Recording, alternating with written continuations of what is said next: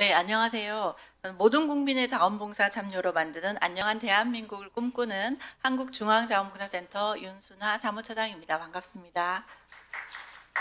네, 중앙센터는 전국의 245개 지역자원봉사센터와 함께 자원봉사자가 주도하는 참여문화를 만드는 일에 앞장서고 있습니다. 저는 지난 3년간 진행한 안녕 캠페인 프로젝트 사례를 중심으로 자원봉사가 어떻게 사회문제, 지역문제를 해결하고 있는지 발표하도록 하겠습니다. 우리는 일상에서 나의 의지와는 상관없이 소외된 이웃을 만나기도 하고 코로나19와 같은 감염병을 마주하게 됩니다. 또 미세먼지 등 환경 문제나 불안한 먹거리, 학교 폭력 등 수많은 이슈가 우리의 일상을 위협하는 시기를 살고 있습니다. 코로나19를 겪으며 안전한 사회의 중요성을 다시 한번 확인할 수 있었고요. 특히나 서로의 안부를 묻고 서로를 돌보는 일이 얼마나 소중한지 경험하고 있습니다. 오늘 두 분의 기조 연설을 들으면서도 앞으로의 전망을 얘기하시는 것과 그 안녕 캠페인을 제가 대비해서 좀 생각을 해보니 이미 우리는 그 소용돌이 속에서 이 3년을 보냈구나라는 생각을 하는 기회가 되어서 참 좋았습니다. 안녕 캠페인은 자원봉사자가 직접 지역의 문제를 발견하고 해결 과정을 찾아가는 자원봉사 활동입니다. 지역 문제 해결을 핵심 목표로 하고 있다는 점에서 다른 활동과의 차별성이 있습니다. 그리고 자원봉사자들이 활동하는 과정에서 이웃과 즐거운 관계 맺기를 하는 것입니다. 기조 강연이 있은 이후에 댓글창에 자원봉사가 이제 사회문제 해결까지 해야 돼? 너무 무겁지 않나요? 라는 질문을 올리신 분이 있는 것 같습니다. 그 이야기를 저는 사례를 중심으로 오늘 한번 나눠보는 좋은 기회가 될 것 같긴 합니다. 안녕 캠페인의 비전은 안부를 물으며 서로의 안전을 지키는 안녕한 사회를 만드는 일입니다. 사회 문제 해결로 공동체의 성장을 돕는 자원봉사로 패러다임을 전환하는 전략적 목표를 가지고 있습니다. 안녕 캠페인의 핵심 가치는 주도성, 협력성, 변화 지향성의 세 가지입니다. 주도성은 지역 문제를 가장 잘 알고 있는 당사자인 지역 주민, 바로 자원봉사자가 주도적으로 나서는 것입니다.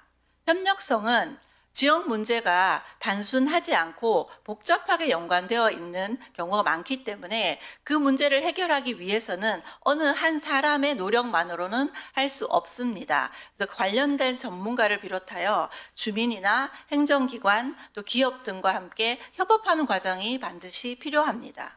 그리고 지역 문제를 해결하는 과정에서 변화와 성장을 지향합니다. 자원봉사자의 역량을 키우고 다양한 이해 관계자 간의 협력을 유도함으로써 의미 있는 변화를 만들어내는 것이 핵심 가치입니다. 안녕 캠페인의 추진 체계는 그림과 같습니다. 가장 핵심은 역시 자원봉사자입니다. 스스로 지역 문제를 발굴하고 해결하는 당사자이기 때문입니다. 정부 부처는 사업 추진이 가능하도록 예산을 지원한다거나 지방자치단체를 통해서 촉진하는 역할을 합니다. 자원봉사센터는 다양한 협력기관들과 함께 지역별 프로젝트를 주관하는 베이스 캠프 역할을 하고 있습니다. 그렇다면 지난 3년간 우리는 어떤 문제를 발견하고 해결하고자 하였을까요? 크게 세 가지 주제로 분류할 수 있겠습니다. 일회용품 사용을 절감하고 아이스팩을 재사용한다든지 하는 환경 정화 활동 등이 있습니다. 그리고 1인 가구 어르신의 고독사 예방이나 우울감 감소 등 돌봄 체계를 지원하는 활동들을 하였습니다. 그리고 마을을 기반으로 한 주민들과 의제 선정을 위한 공론장을 열었고 함께 지역 문제를 해결하기 위해서 관계를 만드는 것들을 하였습니다. 지역마다 발생하는 문제도 달랐고 또 확보하고 있는 자원이나 역량의 차이가 있었기 때문에 프로젝트별 속도나 내용의 차이가 있긴 했습니다. 오늘은 몇 가지 성과가 있었던 사례를 소개하도록 하겠습니다. 여기는 제주시에서 진행했던 소돌이 공론장입니다. 비슷한 고민을 하는 주민들이 모여서 욕구조사도 하고 우리 지역의 문제가 무엇인지 논의하는 공론장을 여는 것부터 시작하였습니다. 나의 일상의 변화, 내 주변의 변화는 바로 나로부터 시작된다는 것을 인식하고 작은 행동 실천하기 프로젝트라는 미션으로 스스로 어떤 행동들을 바꿔서 우리 지역사회를 좀 더 좋은 공동체로 만들 수 있을까에 대한 아이디어를 내놓는 것부터 시작하고 있습니다.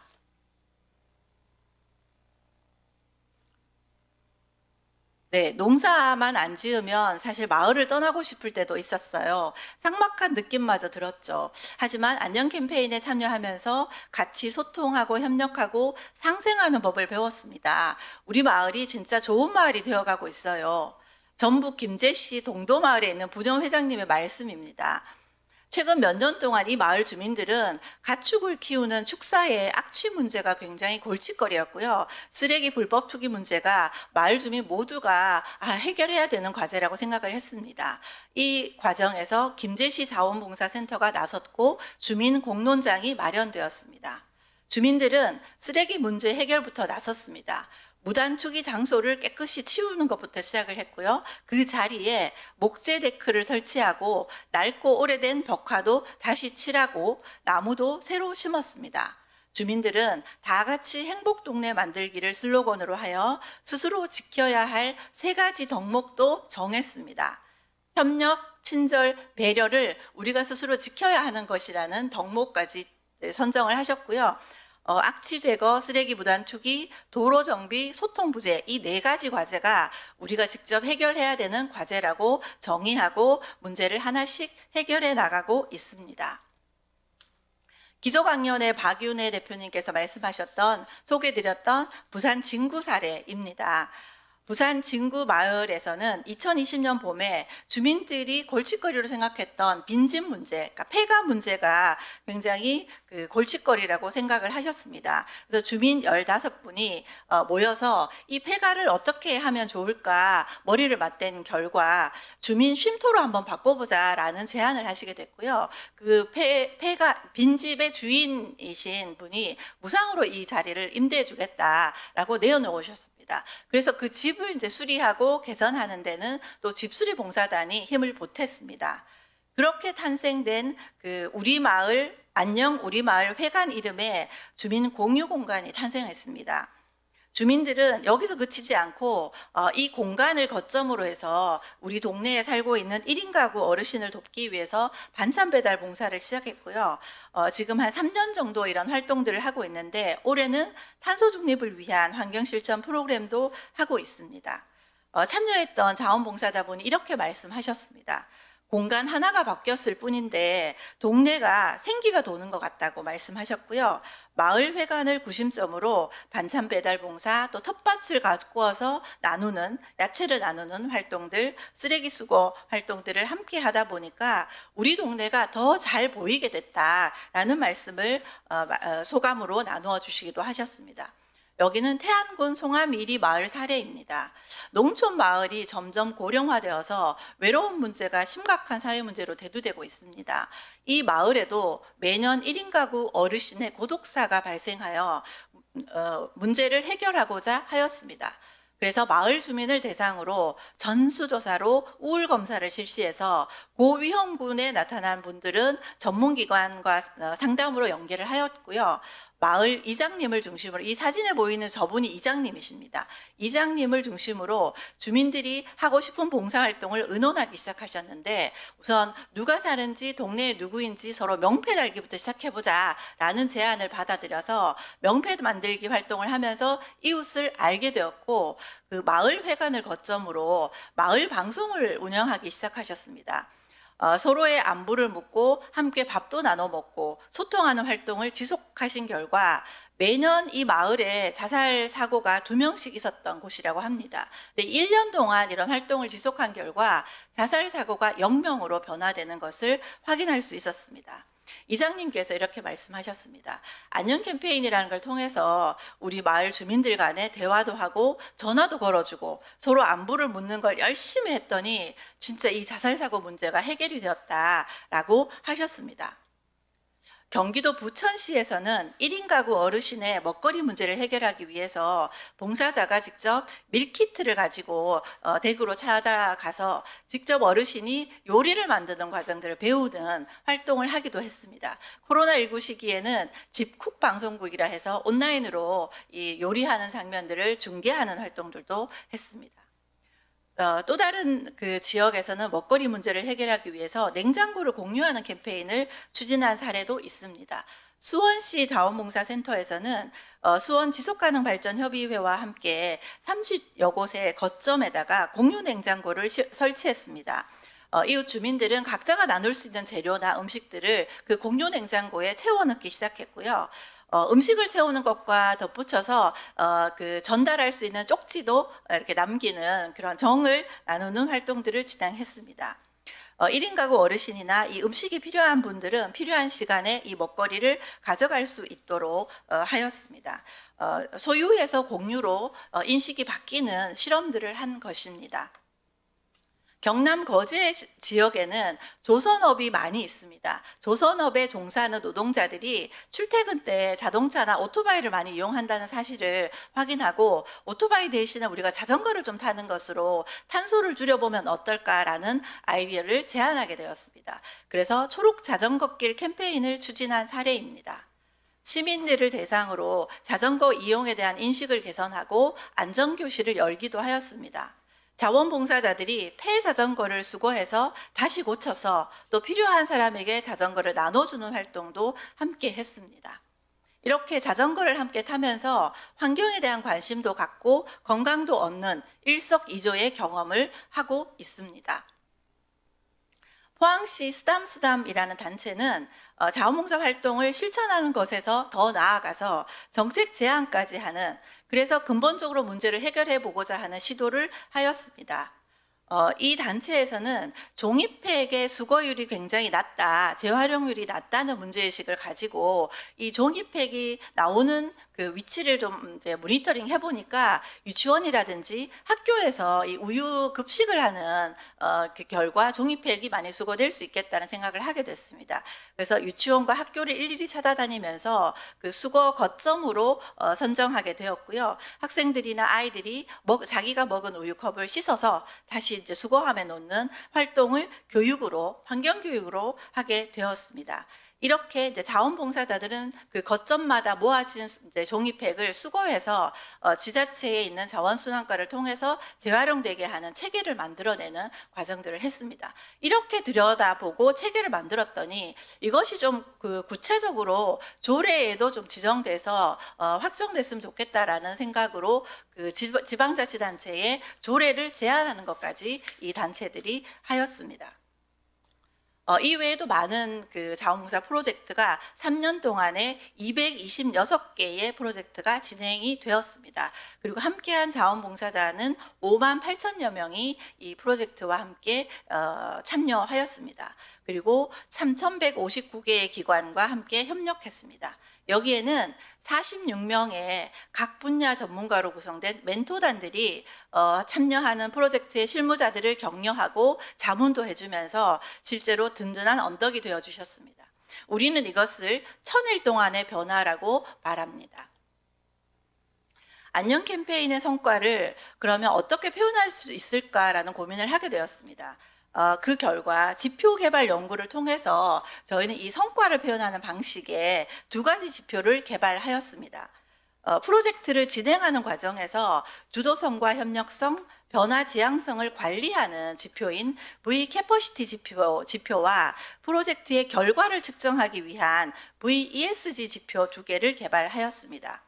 V-캐퍼시티 지표는 프로젝트를 기획하는 단계에서 스스로 점검해보는 자가 점검 지표이고요. 자료 화면에 보여드리는 이 V-ESG 지표는 기존의 평가 지표가 자원봉사 활동을 수행하는 과정에서 잘 진행되었는지, 사업의 목표가 달성되었는지를 확인하는 방식이었다면, 이 V-ESG 지표를 통해서 자원봉사 활동의 결과가 사회문제 해결에 어떤 영향을 주었는지 정량적인 방식으로 측정하고 발표하는 지표를 만들었습니다. 예를 들면 이런 겁니다. 자원봉사자들이 플로깅 활동을 통해서 쓰레기를 수거하는 활동을 했을 경우 기존의 결과 보고에는 몇 명이 참여해서 몇 시간의 활동을 했다라는 게 기록이 될 겁니다. 그러면 VESG 지표를 활용해서 측정을 하면 수거한 쓰레기의 양과 무게를 또는 부피 단위로 제시할 수 있고요. 이것을 환산하게 되면 환경오염 개선에 얼마나 기여했는지를 확인할 수 있는 방법입니다. 이 VESG 지표는 기존의 ESG 지표를 좀 차용해서 구성을 했고요. 환경 부분은 탄소 중립, 환경 정화, 생태계 보전 활동 등으로 세부 지표가 구성되어 있고요. 사회는 역량 강화, 삶의 질 개선, 안전, 인식 개선의 4개 지표, 거버넌스의 G는 보통 ESG 지표는 그 지배 구조에 대한 초점이 맞춰져 있다면 이 자원봉사와 관련되는 그 거버넌스의 지표는 지역 사회를 좀 더 건강하게 만드는 과정에서 필요한 네트워크 등의 사회적인 거버넌스를 설명하고 있다는 점이 일반적인 ESG와 좀 차이점이 있다고 볼 수 있습니다. 저희가 이 지표를 활용해서 작년에 진행한 4개의 사례를 실제로 측정해 보았습니다. SROI 지수가 226%로 측정되었습니다. 올해는 51개 프로젝트가 진행 중에 있고 이 지표를 적용해서 실제로 측정하는 작업을 하고 있습니다. 12월에는 그 결과가 저희가 측정해서 공유할 예정에 있습니다. VESG 지표를 적용해서 측정한 결과를 활용해서 자원봉사 활동의 사회적 성과를 표현하고 또 이해관계자에게 설명하는 자료로 활용될 수 있을 것 같습니다. 이 지표는 지속적으로 교육하고 사례를 학습하고 또 결과를 측정해보는 과제가 남아있긴 합니다만 저희가 새로운 실험을 계속해서 진행해 나갈 예정입니다. 그럼 지난 1000일 동안의 안녕 캠페인을 통해 우리는 몇 가지 시사점을 좀 얻을 수 있었습니다. 첫 번째는 자원봉사가 기존에 소외된 이웃을 돌보는 활동을 넘어서서 지역 문제를 적극적으로 해결하는 활동으로의 패러다임 전환을 할 수 있었습니다.